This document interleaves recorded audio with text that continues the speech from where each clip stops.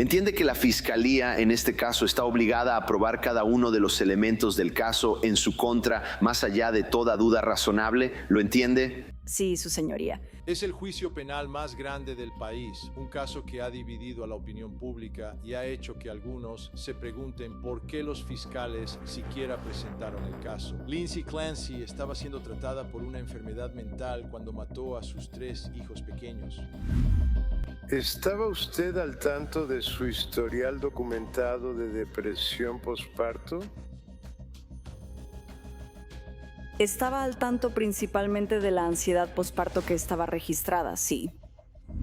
Los fiscales la han acusado de 3 cargos de asesinato y buscan cadena perpetua. Lindsay está en una silla de ruedas porque después de que mató a sus 3 hijos en el sótano, subió al 2º piso, al dormitorio, abrió la ventana y cayó de esa ventana al suelo. Pero los fiscales no creen que haya sido un intento de suicidio real. Ahora le corresponderá a un jurado decidir si Lindsay Clancy es una asesina de niños a sangre fría o una madre con enfermedad mental que no podía controlar sus propios pensamientos.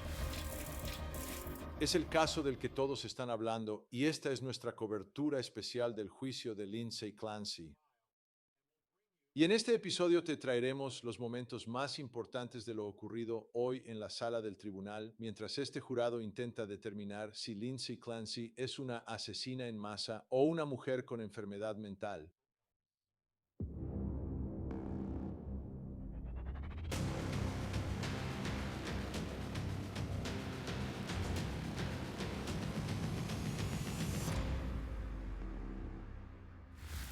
Los fiscales siempre tienen la carga de la prueba y en este caso deben demostrar que Lindsay Clancy no tenía una enfermedad mental, que la enfermedad mental no causó sus acciones, que ella podía controlar sus pensamientos y podía controlar lo que estaba haciendo. Así que mientras los llevamos de regreso a la sala del tribunal, tengan eso en mente, que son los fiscales quienes tienen que probar todo, incluso que ella no hizo esto por su enfermedad mental. Veamos el momento más importante de hoy. Tengo entendido que usted, a través de su abogado, ha ofrecido estipular ciertos hechos que se presentarían durante el transcurso de este juicio. Así que lo que quiero hacer es simplemente hacerle una serie de preguntas para asegurarme de que entiende el efecto de estipular estos hechos. Así que en este momento solo le voy a hacer unas preguntas breves. Y de ahí partiremos. Así que, por favor, tome juramento a la señora Clancy. Cuando esté listo para funcionar de nuevo, ¿cuál es su comprensión real? Es decir, en cuanto a que el submarino toque, para que podamos verificar la veracidad de la pequeña sustancia redonda que ya se ha resumido y lo que se obtiene. De alguna manera, muy bien. Señora Clancy, me han mostrado una lista o un resumen de estipulaciones que ha sido marcado como exhibición o J para identificación. Entonces, tengo entendido que usted está solicitando u ofreciendo estipular ciertos hechos. ¿Es correcto? Sí, su señoría. Muy bien. Y antes de aceptar eso, tengo que hacerle algunas preguntas, asegurarme de que su decisión de hacerlo sea voluntaria y que entienda las consecuencias. Así que le voy a hacer algunas preguntas. Si en algún momento necesita hablar con el señor Reddington o tiene alguna pregunta o tiene problemas para entender lo que le estoy diciendo, solo hágamelo saber, ¿de acuerdo? Muy bien. Ahora, entiende que la fiscalía en este caso está obligada a probar cada uno de los elementos del caso en su contra, más allá de toda duda razonable. ¿Lo entiende? Sí, su señoría. Muy bien. Entiende que hay ciertos hechos que podrían ser presentados durante el juicio que respaldarían o podrían respaldar la posición de la fiscalía respecto a esos elementos. ¿Lo entiende? Sí, su señoría. Y entiende que al firmar la estipulación, usted está aceptando que la fiscalía no tiene que probar ciertos hechos que están contenidos en la estipulación. ¿Lo entiende? Sí, su señoría. Y entiende que al firmar o aceptar esa estipulación, usted básicamente está liberando a la fiscalía de su obligación de probar esos hechos en particular. ¿Lo entiende? Sí, su señoría. ¿Eso es lo que quiere hacer en este momento? Sí. Muy bien. ¿Ha revisado la estipulación o el resumen de las estipulaciones con el abogado Reddington? Sí, lo he hecho. ¿Necesita más tiempo para hacer eso? No, gracias. No. Al aceptar esta estipulación, Está renunciando a algunos derechos importantes. Así que quiero repasarlos con usted en este momento. Entiende que por ley se presume que usted es inocente de cada cargo en su contra y que usted no tiene que probar su inocencia. Muy bien. Entonces, en su lugar, en el juicio, la fiscalía, como le dije antes, tiene la carga de probar que usted es culpable de cada elemento de los cargos en su contra. Y al aceptar esta estipulación, usted está renunciando a su derecho de obligar a la fiscalía a probar los hechos que están contenidos en estas estipulaciones. ¿Entiende eso? Sí, su señoría. Muy bien. También en el juicio, que es donde estamos ahora, tiene el derecho de confrontar a los testigos que declararían sobre estos hechos. Y al aceptar esta estipulación, usted renuncia a ese derecho respecto a estos hechos estipulados. ¿Lo entiende? Sí, su señoría. Muy bien. Usted también, si quisiera, podría llamar a sus propios testigos en el juicio para impugnar estos hechos estipulados si así lo quisiera. ¿Entiende? Usted estaría renunciando a ese derecho al aceptar esta estipulación. Sí, su señoría. Muy bien. También en el juicio tiene el derecho de permanecer en silencio y no puede ser obligado a declarar en este juicio. ¿Entiende? Al aceptar esta estipulación, está renunciando de manera limitada a ese derecho, pero solo respecto a esos hechos. Sí, su señoría. Muy bien. ¿Está haciendo esto de manera voluntaria y por su propia voluntad? Sí, así es. Muy bien. ¿Alguien lo ha obligado o amenazado para aceptar esta estipulación? No, su señoría. ¿Ha tenido suficiente tiempo para hablar con su abogado sobre esto? Sí, he tenido suficiente tiempo. Muy bien.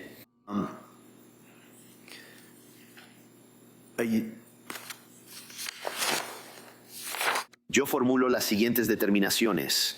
Encuentro que la señora Clancy ha actuado de manera consciente, inteligente y voluntaria. Y libremente aceptó la estipulación de los hechos que están contenidos y resumidos en el prueba J para identificación. Considero que ella es competente para aceptar esta estipulación. Considero que ella entiende las consecuencias de aceptar esta estipulación. Por lo tanto, acepto la estipulación de hechos propuesta. Gracias. Solo quisiera, su señoría, para que conste en el acta, volver a reiterar el hecho de que no hemos estado impugnando la presentación principal de pruebas de la Fiscalía. Si me permite, hemos estado aceptando las pruebas y esta estipulación básicamente libera al gobierno de tener que traer a docenas, si no es que más, testigos para probar la cadena de custodia. De la sangre, fluidos, las bandas, el ADN, todo eso. En lugar de tener días de testimonios, esta estipulación lo evitará. Por eso estamos estipulando esto. El día que Lindsay Clancy le quitó la vida a sus 3 hijos, ella envió a su esposo, Patrick, a comprar comida y hacer algunos mandados. Y fue durante ese periodo de tiempo cuando ocurrieron los asesinatos. Y parte de lo que este jurado tiene que determinar es si esto fue parte de su plan, sacar a Patrick de la casa para poder matar a los niños. ¿O fue mientras él estaba fuera de la casa que ella tuvo psicosis y este colapso mental que la obligó a matar a cada uno de sus hijos? Regresemos ahora a la sala del tribunal mientras seguimos revisando los momentos más importantes de los testimonios. Aquí está nuestro segundo momento más importante del día. En la casa, ¿usted estaba en la cocina ayudando con la búsqueda? Sí, yo estaba. Sí. Y vamos a mostrarle lo que ya ha sido marcado. La prueba 144, si pudieras mirar la pantalla. ¿Reconoce esa fotografía o lo que se muestra en ella? Sí. ¿Y esa es el área de la cocina? Sí, lo es. Ahí, el 25 de enero, bueno, en las primeras horas de la madrugada, diría yo, del 25 de enero. Sí, estuve allí. Entonces, ¿sería correcto decir que hiciste observaciones mientras estabas ahí? Correcto. ¿Y cuál fue una observación que le mencionaste a otros investigadores en esa área de la cocina sobre la isla de la cocina? Una bolsa de CBS. Solo te voy a mostrar la prueba número 40. Esa es una vista un poco más cercana de la bolsa, ¿correcto? Eso es correcto. ¿Y qué hay de esta bolsa de papel más grande? ¿También la observaste? Sí, la observé. Y voy a acercarme a ti con lo que ya ha sido marcado como la prueba 31. ¿Eso también te resulta familiar? Sí, lo es. ¿Es un recibo que estaba con esa bolsa? Correcto. Y es correcto decir que todas estas cosas, la bolsa de CBS, el recibo, quedaron registradas y se recolectaron ciertas cosas, incluyendo el recibo, la prueba 31 y la bolsa de CBS. Correcto. ¿Recuerda qué había dentro de la bolsa de CBS? Creo que era una botella de PDLX.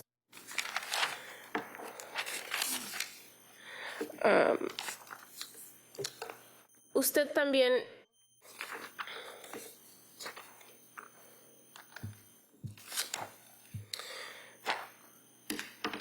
observó otras áreas de la cocina, ¿correcto?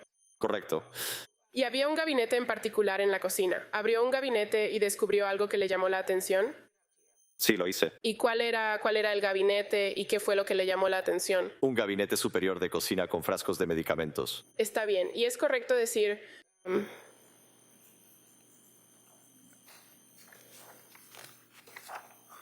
que eso también fue señalado y documentado. Sí, así fue. Si me permite acercarme. Primera fotografía. ¿Le resulta familiar? Sí, lo es. ¿Y ese es el gabinete que abrió y vio todos los objetos dentro?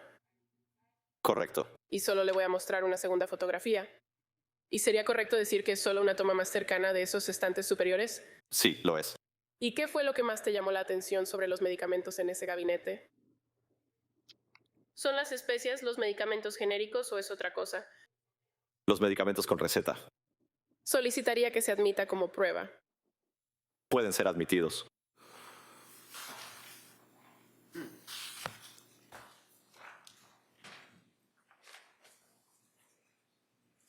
Es el 52 en mi 53. Así que solo se lo estoy mostrando ahora en la pantalla.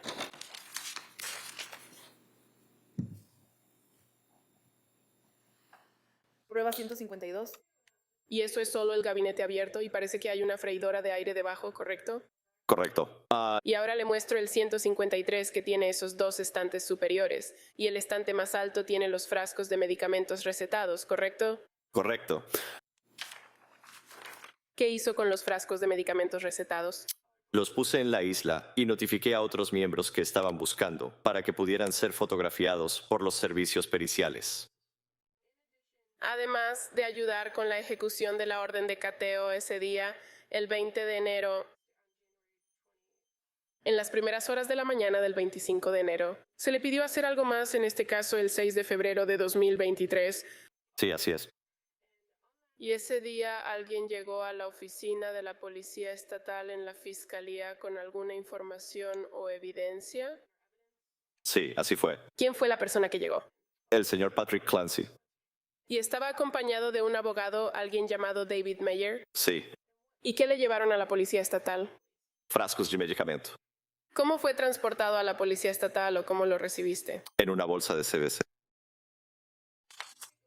Mira eso antes de que lo revisemos. ¿Eso parece representar todas las frascos que te entregaron el 6 de febrero?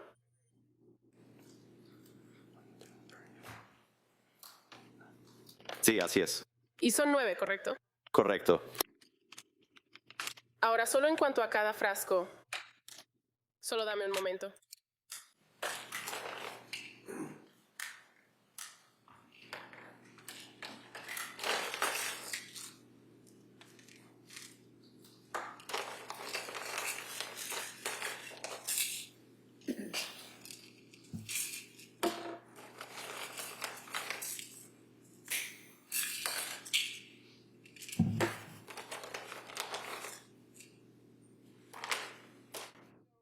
Entonces, cuando te encargan rastrear o hacer inventario de artículos específicos como estos que llegan, ¿qué haces? Cuento cuántas cápsulas o tabletas hay ahí, la fecha que indica cuándo se surtió, la cantidad que queda en el frasco y las cantidades que decía que debían estar ahí cuando se llenó. Bien, entonces, refiriéndonos primero a este frasco que está etiquetado como lorazepam, 1 miligramo, ¿es correcto decir que dice fecha de llenado 26 de octubre de 2022? Correcto. Y dice que originalmente se llenó con 30, cantidad 30. Correcto. Y usted contó lo que quedaba en esta botella en particular y solo quedaban 14 pastillas en esa botella, ¿correcto? Correcto. Y entonces, la siguiente, la botella etiquetada como Sertraline. nombre de marca Solov, llenada el 15 de septiembre de 2022, cantidad 30. ¿Contaste cuántas pastillas quedaban en esta botella? Sí, lo hice. Y es correcto decir que quedan 23. Correcto. Ahora, bupropión. De hecho, había 2 frascos etiquetados como bupropión, ¿correcto? Eso es correcto. Y uno de ellos con fecha del 26 de octubre de 2022, cantidad surtida, 30. Usted contó cuántas pastillas había en ese frasco, ¿verdad? Correcto. Y quedaban 28 pastillas en este frasco. Eso es correcto. Hidroxizina. Se surtió el 26 de octubre de 2022, cantidad 30. ¿Contó cuántas pastillas había en este frasco? Eso es correcto. Y es justo decir que quedaban 27 en ese frasco. Correcto. Clonazepam. Se surtió el 25 de noviembre de 2022 con 14 pastillas recetadas. ¿Contaste cuántas había en este frasco? Correcto. Y en realidad había 11,5 pastillas, ¿correcto? Eso es correcto. Fluoxetine surtido el 21 de noviembre del 22 con 56 pastillas recetadas. ¿Contaste cuántas quedaban en este frasco? Sí, lo hice. Y había 20 o disculpa 43. Correcto. Correcto. La segunda botella de lorazepam, que era de 0.5 miligramos, surtida el 2 de noviembre de 2022, dice 40 en la botella, ¿verdad? Correcto. Contaste lo que quedaba en esta botella y eran 18 tabletas y media. Eso es correcto. Y la segunda botella de bupropión, que se surtió el 9 de noviembre de 2022, cantidad 30, en realidad había 30 en esta botella. ¿Es correcto decir eso? Correcto, sí. Y la trazodona se surtió el 16 de noviembre de 2022 con una receta para 30. Usted contó que quedaban 22.5 pastillas en esta botella, ¿es correcto? Correcto. Y luego, una vez que identificó y contó cada una de las pastillas en estos frascos, entregó esto como evidencia. Eso es correcto. Entonces, no es que haya sido una búsqueda al azar en la que algún oficial de policía simplemente tomó los frascos que vio. Había una intención específica de incautar medicamentos recetados, ¿correcto? Estaba en la declaración jurada, sí. Y eso fue lo que hicieron cuando entraron para intentar ejecutar la orden de cateo y confiscar los objetos, ¿verdad? Quiero decir, yo, por mi parte, lo que encontré en la cocina es lo que confisé, sí. Entonces, ¿usted era el oficial a cargo de la ejecución de la orden de cateo? No, no lo era. Está bien. ¿Saliste de la cocina y fuiste a otro lugar? Sí, lo hice. ¿Y a dónde fuiste? Creo que fui a uno de los dormitorios de los niños porque alguien me informó que había una cámara Nest ahí. ¿Una cámara? Sí, Está bien. ¿Fuiste a algún otro lugar, si recuerdas? no que yo recuerde. ¿Entraste en la recámara principal? No puedo recordar si lo hice. ¿Recuerdas si alguien en tu presencia o alguien abrió un cajón de una mesa de noche y miró dentro del cajón y vio un Apple Watch, un montón de pastillas?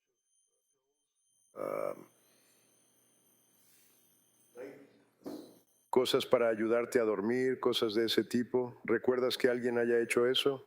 No puedo. No sé si alguien lo hizo o no. Y había 1, 2, 3, 4, 5 frascos de medicamentos recetados que fueron incautados. ¿Alguna vez has visto estos?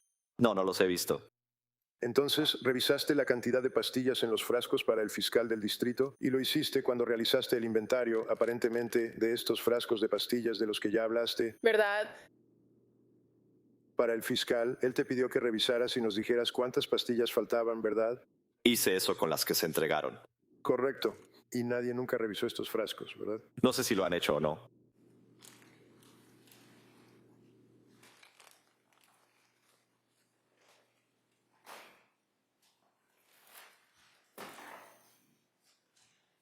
Si entiendo correctamente.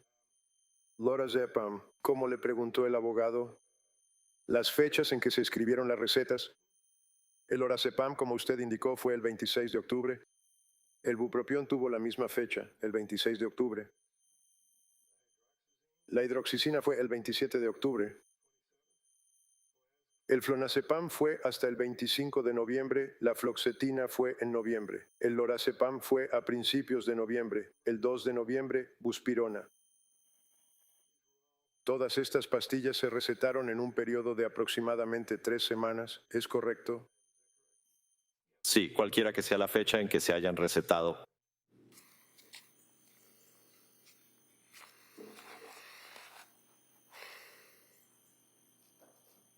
Diría que Patrick Clancy fue muy cooperativo con su investigación. Si necesitaba algo, él prácticamente estaba ahí para ayudarle. Creo que sí. Pienso que solo traté con él en el hospital, pero se mostró muy dispuesto a dar información. En un caso tan reñido que será tan complicado para un jurado y para que 12 personas estén de acuerdo sobre lo que está pasando con Lindsay Clancy, cada prueba, cada testigo es importante.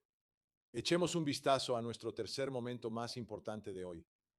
¿Recibió información a través de los servicios médicos de emergencia o los paramédicos sobre la naturaleza de la condición del paciente? Recuerdo que nos dijeron que fue una caída de mecanismo poco claro desde una altura de aproximadamente 6 metros. ¿Cuál fue la recomendación final para el cuidado de este paciente? Ella tenía fracturas complejas en la columna a nivel torácico. Consultamos con nuestra colega de neurocirugía que estaba de guardia, quien recomendó la transferencia a un hospital de tercer nivel. ¿Y entonces a dónde fue esta paciente? Brigham. Ahora, el tratamiento que le diste incluiría elevar su temperatura. Supongo porque ella llegó con una temperatura baja, ¿verdad? Sí. ¿Y le administró líquidos intravenosos? Tendría que revisar el expediente, pero esa es una ¿Se le intervención administraron? común. Entonces, su recuerdo sería que usted cree que usó líquidos intravenosos, pero tendría que salirme del estrado y revisar el expediente para responder esa pregunta, ¿cierto? Sí, correcto. De acuerdo. Pero realmente no funcionó muy bien, ¿verdad? Porque sabes que cuando la trajeron a Boston, después de todo el tiempo que fue tratada en tu hospital, ella todavía tenía una temperatura central de 82 cuando llegó al Brigham and Women's. Objeción. No, permítalo si ella lo sabe. No revisé el expediente médico de otra institución. Solo revisé mi nota del Hospital South Shore. ¿Sabía que su paciente tuvo un paro poco después de ser llevada al hospital Brigham and Women's? No. ¿Sabía que ella tuvo que recibir transfusiones masivas justo después de ser llevada al hospital en Boston? No. ¿Alguien en el South Shore Hospital determinó que ella había perdido mucha sangre? El informe de los servicios de emergencia no indicó que hubiera un gran volumen de sangre en la escena.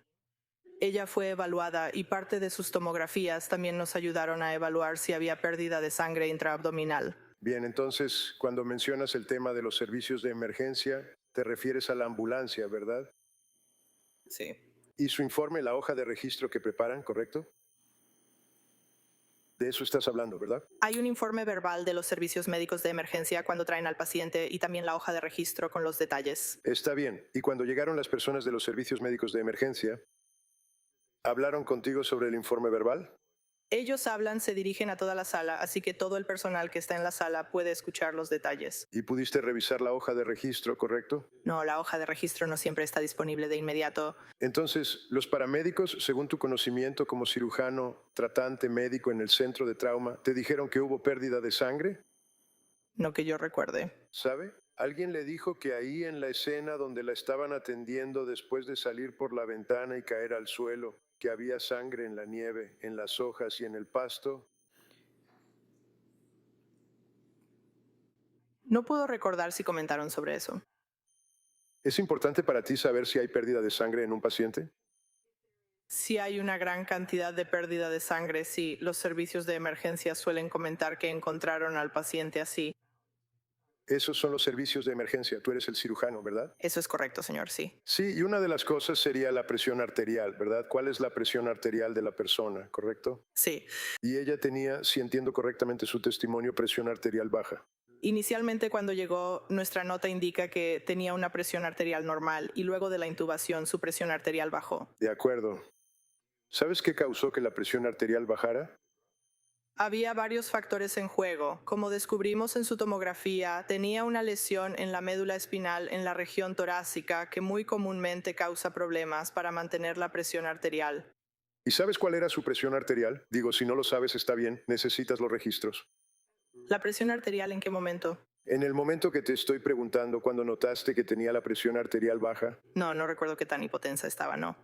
en cuanto a estar hipotensa, ¿sabías que cuando finalmente llegó al hospital de Boston le hicieron una transfusión masiva de sangre? Pensé que ya me habías preguntado y yo había respondido. ¿De verdad? Tú ya me preguntaste antes y te respondí que no sabía eso. Está bien. Entonces, ¿sabías que le pusieron tubos pleurales en ambos lados del pecho y le quitaron muchísimos cc de sangre tanto de la cavidad pleural derecha como de la izquierda? Su señoría, solo me opongo a esta línea de preguntas. La testigo ya indicó que no ha revisado esos registros. Ella no sabe lo que pasó en el Brigham. No revisó cada una de las lesiones. Su señoría. Ella puede responder eso. No, sí lo hice. No sé eso sobre la paciente cuando no está en el South Shore ¿Y qué hay de Hospital. los cortes superficiales de los que estaba hablando? ¿Sugeriría usted o estaría de acuerdo? Eso en el área cubital derecha y el área cubital izquierda de las extremidades superiores, derecha e izquierda, se notó un corte profundo en la piel. Las notas sobre las lesiones en sus muñecas decían que atravesaban la piel y había grasa expuesta, pero no había músculo ni tendón expuestos, así que son superficiales. Entonces, ¿no estaría de acuerdo en que eran cortes profundos en ambos extremos? ¿No estaría de acuerdo con eso? No, no estaría de acuerdo. Y de nuevo, usted no está al tanto de nada que haya sido diagnosticado en el Hospital Brigham and Women's, ¿cierto? Eso es correcto. En cuanto a la lesión en su columna, ¿qué tipo de lesión fue? ¿La recuerda? Fue a nivel torácico T5, T6. ¿Y qué tipo de lesión hubo en la columna vertebral? El informe decía que el patrón de estabilidad indicaba que había inestabilidad en la columna, por lo que consultamos con la neurocirujana. Correcto. Y tampoco salió mucho de eso en cuanto a consultar con la neurocirujana, ¿verdad? No estoy segura de a qué te refieres con que no salió Bueno, él mucho no se de presentó eso. en el hospital, ¿verdad? Nosotras no lo hicimos, lo que no estoy segura de que Está bien. Seccionada en T5, T6, ¿verdad? la persona, el equipo o más bien el aporte que necesitarías para más comentarios sobre la columna sería un equipo de neurocirugía. Yo no soy neurocirujana, soy cirujana general. Entonces no estás al tanto de la transección. Sabes lo que es una transección, ¿verdad? Sí. Está bien. ¿Y en tus tomografías o en las imágenes que describiste para el jurado sin problema para el fiscal, notaste que la columna vertebral estaba seccionada en T5 y T6? Había compresión de los huesos. Tendría que revisar específicamente el informe para ver si usó la palabra transección. Bien, ¿qué tal la tiroides? ¿Notaste algo sobre la tiroides? Decía que había edema en la tiroides con sospecha de contusión o laceración. Y ese es el alcance de tu conocimiento. No sabes si la tiroides fue destruida o algo así, ¿verdad? Correcto. Está bien. ¿Y qué hay de sus costillas? Notaste que algunas de sus costillas estaban rotas. Tendría que revisar de nuevo su Tienes que informe de revisarlo, tomografía. sí. Entonces, al venir aquí hoy, no sabes si ella tenía costillas rotas porque no has podido revisar tus registros. ¿Es correcto? Sí revisé mis registros. Tendría que dejar constancia en actas de cuáles fueron las lesiones. Con gusto puedo leer mi nota, que sé que forma parte de la evidencia. Los fiscales han admitido que Lindsay Clancy tenía problemas de salud mental. Pero en un caso como este no se trata solo de un diagnóstico médico que diga que tienes problemas médicos o mentales. No eres considerado responsable. Hay un estándar legal diferente que debe cumplirse aquí. Y los fiscales tienen que probar que ella es penalmente responsable, que puede controlar sus pensamientos y sus acciones. Así que regresemos a la sala del tribunal mientras las pruebas, una vez más, se presentan ante este jurado. Cada pieza es importante. Este es nuestro cuarto momento más importante del día. Mostrándoles lo que previamente se ha marcado como la prueba número 2. ¿Es el alféizar de la ventana del dormitorio? Correcto. Y te estoy mostrando un acercamiento en el 163. ¿Examinaste esta mancha de sangre? Sí, identificada como la mancha D. ¿Y qué determinaste basándote en tu experiencia y entrenamiento sobre esta mancha de sangre? Esta mancha de sangre no nos dio demasiada información, era irregular en su forma, así que no pude decir exactamente de dónde provenía, pero sí la clasifiqué como una mancha de transferencia, así que algo ensangrentado. Tenía una mancha rojo-marrón que entró en contacto con una superficie sin sangre, dejando esa mancha ahí, así que una mancha de transferencia en el alféizar de la ventana. Mostrándote. Pero marcaste 19 en tus notas.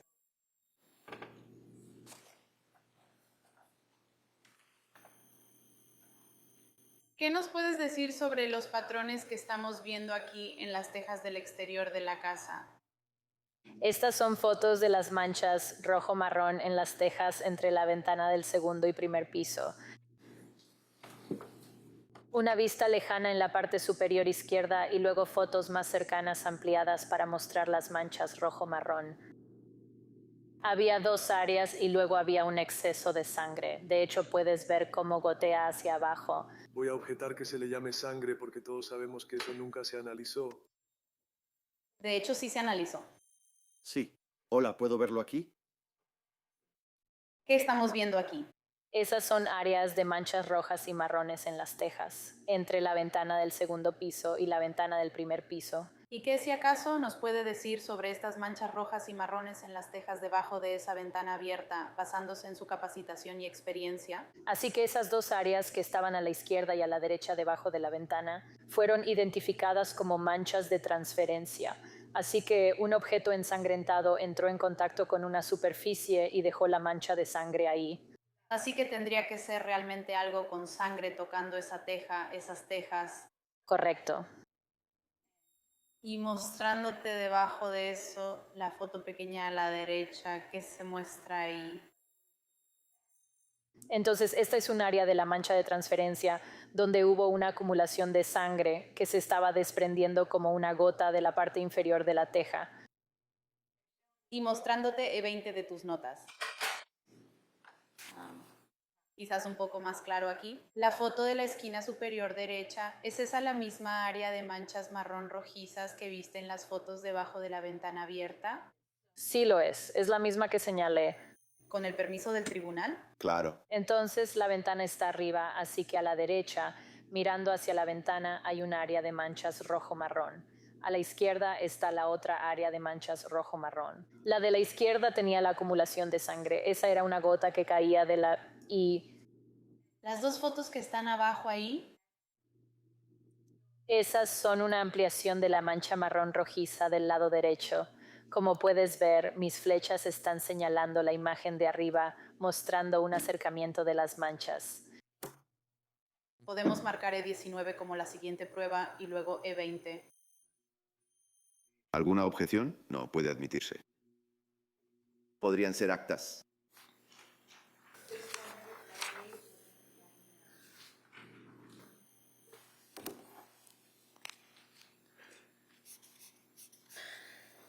Y luego mostrándote lo que se ha marcado como la prueba 105.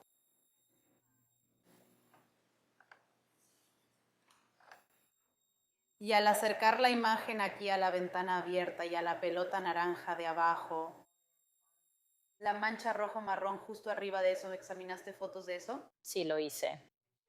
Y mostrándote tus notas, E18.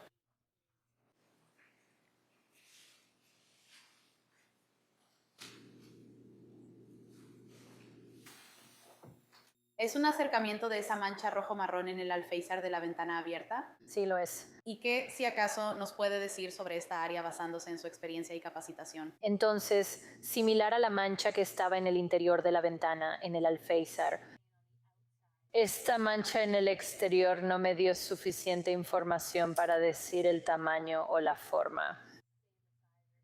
Así que lo único a lo que pude llegar como conclusión fue que era una mancha de transferencia, es decir, algún tipo de objeto ensangrentado que entra en contacto con una superficie, causando la transferencia de esa sangre. ¿Y puedes decir la dirección de esa sangre o cómo fue aplicada o algo así? No hay suficiente información en esa mancha para llegar a esa conclusión. Entonces, básicamente todo lo que puedes decirnos es que algo con sangre tocó ese alféizar y dejó sangre. Algo con una mancha rojo-marrón lo tocó y dejó una mancha rojo-marrón. Correcto. ¿Puede marcar la E18 como la siguiente prueba? Muy bien, se admite.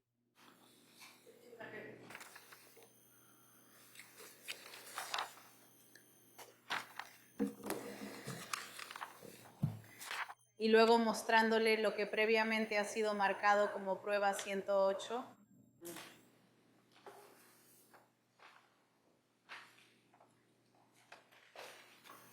La parte superior de el alféizar de la ventana del primer piso. ¿Examinaste esas manchas rojo-marrón? No lo hice. La defensa le preguntó sobre las manchas rojo-marrón en el alféizar de la ventana, tanto en el exterior como en el interior, y le preguntó si podrían ser de alguien asomándose por la ventana, ¿correcto? Correcto. ¿También podría ser de alguien colgando de la ventana sujetándose en esos lugares? Correcto. Hola. Serían gotas y, ¿sabes? Si alguien estuviera sangrando mucho por cortes en la muñeca al grado de que una de las marcas en la teja dijiste que tenía una gota, ¿verdad? Entonces, dependiendo de la cantidad de sangre y de dónde está ocurriendo ese contacto, es lo que se deposita. Entonces, si alguien fuera a salir por la ventana y colgarse del borde y luego, ¿qué? Como si fuera Spider-Man y bajar por el costado de las tejas, dejaría una mancha a lo largo de todas las tejas, ¿no es así? Si tuvieron contacto durante todo el trayecto hacia abajo, sí, habría una transferencia a lo largo de todo el camino. El testimonio de los expertos, el testimonio de los doctores, a menudo es significativo e importante en un caso. Y en este caso tienes dos niveles. Tienes a los médicos tratantes, tienes a los expertos que llegan después para analizar a Lindsay Clunk y lo que hizo y por qué lo hizo. Además, tienes a los testigos presenciales, los que realmente hablaron con ella, interactuaron con ella, como su esposo, Patrick, compañeros de trabajo, personas que vieron y escucharon cómo se comportaba Lindsay Clancy en los días, semanas y horas previas al momento en que le quitó la vida a sus 3 hijos. Así que vamos a llevarte de regreso a la sala del tribunal. Este es nuestro quinto momento más importante del testimonio de hoy. Ahora mismo estoy mostrando la prueba 165, si puedes ver en la parte superior. Hay una mancha en la parte exterior del alféizar de la ventana. ¿Observaste eso el 24 de enero? Sí. Pero no tomaste una muestra ni analizaste esa mancha. Eso es correcto. ¿Por qué no? Generalmente no recolectamos cada una de las manchas de una escena. Yo organizo las manchas según la ubicación, el tamaño, la forma y la distribución, y las recolecto de varias áreas. Y en un caso en particular, yo sabía que solo había una persona sangrando en esa área, así que recolecté de varias manchas, solo que no de esa en específico. Y además de esa mancha en el alféizar de la ventana, ¿es justo decir que también observaste otras manchas en el exterior de la casa, más abajo de la ventana y encima del marco de la ventana del primer piso? Sí. Sí, lo hice. Mientras estabas en el patio trasero, ¿también observaste rastros o manchas de color marrón rojizo en el patio? Sí, sí lo hice. ¿Y realizaste el mismo procedimiento de marcarlo, hacerle una prueba de detección y tomar una muestra de ello? Sí, sí lo hice. Pasando al 25 de enero de 2023, fuiste al Hospital Brigham and Women's como parte del procesamiento de la escena del crimen, nuevamente para ver a Lindsay Clancy, la acusada. Sí, sí fui. ¿Y también la observaste en ese lugar? Sí, sí la observé. ¿Le tomaste más muestras a ella? Sí, recolecté muestras tomando hisopados de debajo de sus uñas. Y luego, en cuanto a tus deberes, en este caso en la unidad de procesamiento de la escena del crimen, regresaste a 47 de la calle Summer el 15 de enero de 2023. Creo que regresé el 15 de junio. Lo siento, el 15 de junio, gracias. Sí, lo hice. ¿Y cuando regresaste a la casa el 15 de junio, fuiste de noche o de día? Fui durante el día. ¿Y de nuevo con un agente de la unidad de procesamiento de la escena del crimen o de servicios periciales? Sí, correcto. ¿Cuál fue el propósito de regresar a 47 Summer Street el 15 de junio? Me informaron que se estaban solicitando pruebas adicionales en algunas de las manchas rojo-marrón que se observaron en el exterior de la casa, en las tejas de las que no se habían recolectado muestras previamente. Así que regresé para ver si podía recolectar muestras de esas manchas. En tu experiencia y capacitación, ¿es posible recolectar sustancias biológicas de algo como una teja meses después de que ocurrió el incidente? Es posible, así que si lo solicitan, definitivamente iremos e intentaremos hacerlo. Y en este incidente en particular, saliste y primero hiciste observaciones en la parte trasera de la casa, ¿correcto? Sí, es correcto.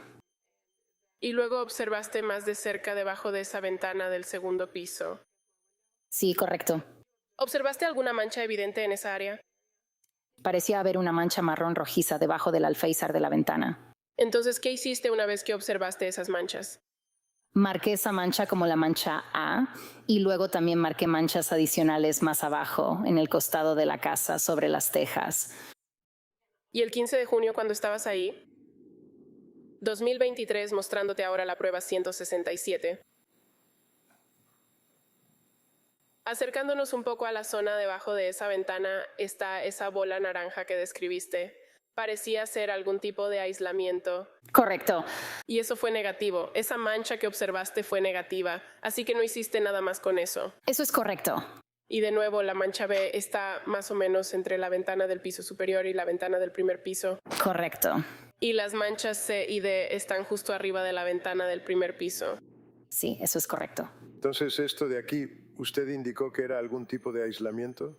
Eso es lo que me pareció a mí. O sea, no soy una experta, pero parecía algún tipo de aislamiento de espuma. Y es un poco difícil de ver con esto. ¿Ve eso?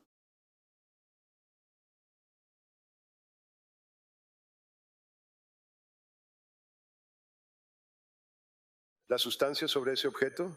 Sí, la veo. ¿Ves la sustancia roja, la mancha marrón rojiza en ese alféizar o repisa de la ventana? Sí, la veo. ¿Probó eso? No probé esa mancha en específico, no. Entonces, ¿sabemos si eso era sangre? No, no en este momento. Pero es bastante obvio que sí lo era, ¿no crees? Parece ser una mancha marrón rojiza en el exterior del alféizar de la ventana, pero no le hice ninguna prueba. Y escuché correctamente que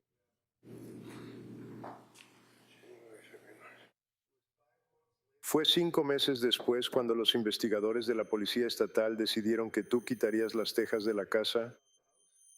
No sé cuándo se tomó esa decisión, pero ese fue el día en que me pidieron que fuera. Y luego el fiscal del distrito te mostró las tejas y los sobres, los abriste y los revisaste. ¿Y realizaste una prueba confirmatoria a esas muestras? No lo hice. Realicé las pruebas de detección en cada una de esas manchas en la escena.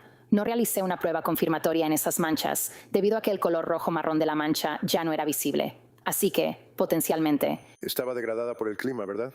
en algún momento las manchas rojo-marrón se veían más oscuras. Ya no eran rojo-marrón. Así que pensé que podría haber menos material, por lo que no quise usar más material para pruebas confirmatorias. En la escuela, como químico, aprendes a testificar, ¿no es así? Sí. Una de las cosas que te dicen es que mires al jurado. Cuando el abogado hace una pregunta, miras al jurado y respondes la pregunta, ¿verdad? Eso es correcto. Bien, entonces, ¿puedes mirarme cuando te haga una pequeña pregunta? ¿Estarías de acuerdo en que el clima afecta?